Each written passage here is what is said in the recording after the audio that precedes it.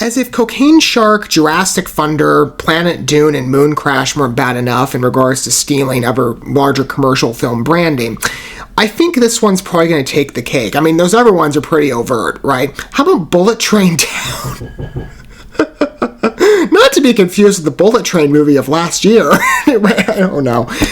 I find these pictures quite funny. I mean, there's, again, like I said, a growing case of this. I just gave you 4 examples. Now we're on number 5, and maybe there's more than that. I haven't, well, maybe I'm forgetting a couple of these in the past, but I'm seeing this phenomenon grow with time. I mean, each film is certainly an isolated case. This type of what I call brand mooching, of smaller pictures coming along. I mean, it makes sense in regards to, you know, getting advertising dollars for free, or recognition, I should say, not necessarily dollars. You have a larger picture come out from the major studio, everybody's looking that up, title your film accordingly so you get involved in the search results to a capacity. Again, I think it makes sense, but it's, while I'm trying to be very fair to smaller pictures and give an advantage in coverage, it's like, okay, be your own thing. I'm very much an originalist-minded person, so I look at a case like Bullet Train Down and I'm rolling my eyes, because anybody can tell what this is basically inspired by, at least in titling, or what's trying to gather up in terms of brand recognition. Not a shocker.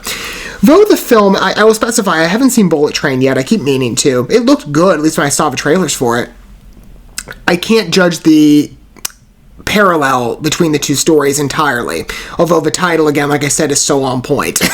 This is the synopsis if you're interested in the movie, or perhaps you maybe just looking at a perspective that you don't even know about Bullet Train Down. I mean, I don't know the level of recognition. I don't think it's probably to Bullet Train, though. This is what IMDb has to say about it in terms of the story basis.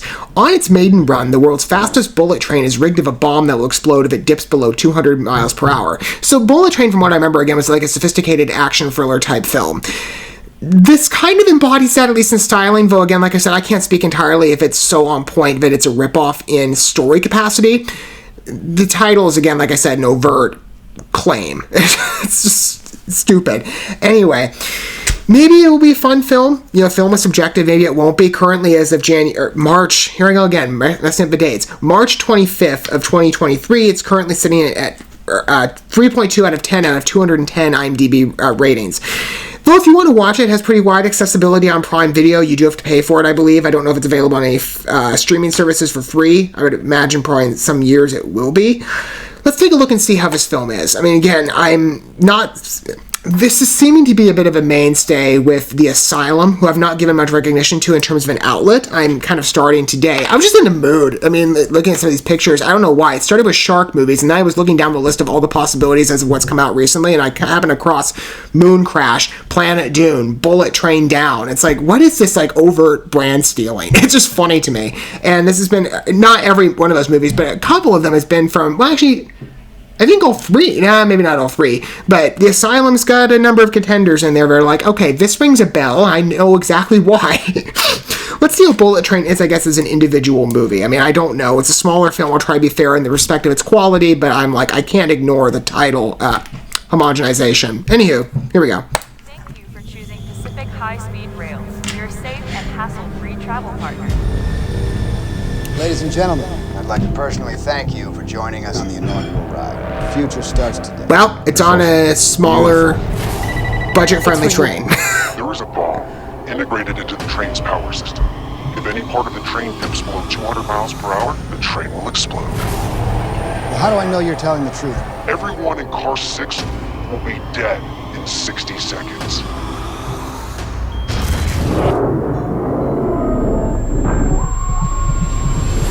A man threatened to destroy the train if we go below. Okay, good establishment. I'll call the Air Force to scramble jets immediately. Visual on the train, 12 o'clock. We had an issue with the security guard last night. I believe that it's connected. It actually feels like, by comparison to some other smaller film fare that I've seen, they've spent some money. We only have about an hour to San Francisco. There's an object of interest on top of that roof. It's a really overt place to put the I need bomb. to get on that roof. It's suicide. I mean, I guess, like, do you want to get on the top of the train? But still, like, wouldn't you think someone would notice if they're on the outside? Like, if the military gets called in? Wouldn't you want to hide the bomb, like, underneath? You're gonna crash into San Francisco Station. Like, that would make more sense to me. Like, who'd try to get in between the bottom of the train and the rails? Especially at that speed.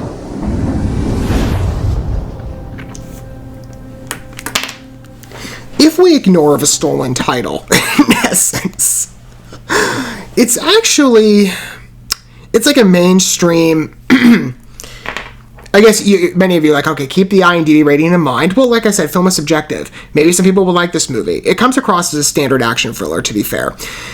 But in the space of it being, like, a bomb ticking on a train, everybody's confined to one car, unless they can stop the situation, I think it's presented sufficiently to be a cohesive story. I have some questions. Like I said, why would you place the bomb on top of the train? Because, I mean, how many spy films have we seen people getting on, fast trains, and it's like they don't bat an eyelid, versus, well, why don't you put it underneath the train, like when it's stalled or, it's not moving, and no one will be able to get to it, because, like, who would want to get in between the rails? If you fell, you're instantly dead, versus you have some, I guess, chance of making it out alive on top of the train, even if maybe you're crawling, very slowly towards that bomb.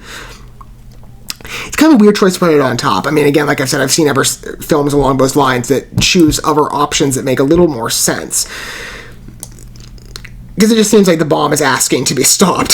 Like, it's almost like this thrill challenge. I will speak to the movie's credit in that they spent some money, though by comparison to Bullet Train, this is very much a budget-friendly train, like I said. The airfare, it was actually someone in an airplane. I can think of other indie projects I've seen, let's say, for example, Rocket Hunter. That's a much smaller budget movie from, I think it's ITN Movies or ITN Distribution, whatever name they go by now. And that was trying to be like some historical World War movie, I think. Don't quote me on it. But I saw it. I watched the entire thing. It's on Tubi if you want to. It's got a sequel as well. The airfare, though, it was like, this is really bad. Like, it's kind of a boring movie, admittedly. I quickly lost interest. I would not have continued watching if it weren't for me trying to give a reasoned opinion on the sequel by watching the first movie. I haven't seen the sequel yet. I really don't have any interest, to be honest with you. It was very cheaply made.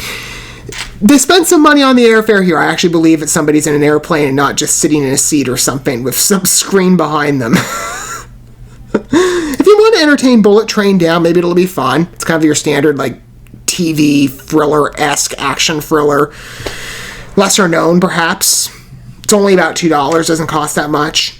Unless it's available on every stream market, which IMDb does not specify at the moment. It could be fun. I'm just, again, like, here's another case with another one of these films stealing someone else's branding. It's funny. What are your guys' thoughts of Bullet Train Down? I mean, again, it's just so obvious. Let me know your thoughts down below if you wish to disclose your perspective. I mean, I'm curious. I might check it out. Maybe not. I mean, again, keep the, I guess, on quality, you can keep the 3.2 out of 10 currently standing on IMDb in terms of its official rating in mind. I see it maybe in a bit of a superior position to other comparable indie films I've seen that maybe haven't fared as well, and the indie space is rather diversified in regards to final execution and quality. Bullet Train Down as its own film might be fun. It might be. Might be just a general, passing, entertaining picture. I guess we'll have to see for ourselves if we choose to entertain it, and I might, admittedly. I might give it a go.